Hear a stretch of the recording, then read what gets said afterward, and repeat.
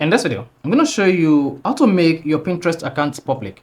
So if you set your Pinterest account to private mode, you can easily switch it back to public mode so that your followers will be notified each time you update and they'll be able to know that you are actively online. So if at the end of this video, you found this video helpful and informative, please don't forget to like and subscribe.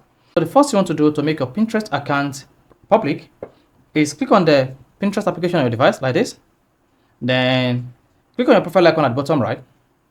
Once you're on your profile page, click on the three dots at the top right, select settings. Now locate profile visibility and click on that. Then once you click on profile visibility, you should see that your Pinterest account is made private. Now turn off private profile. Then you should see the search privacy also disabled. So this will no longer hide your profile and board from search engine, including Google. So that's all you need to do to make your Pinterest account public. So if this is helpful and informative, please don't forget to like and subscribe.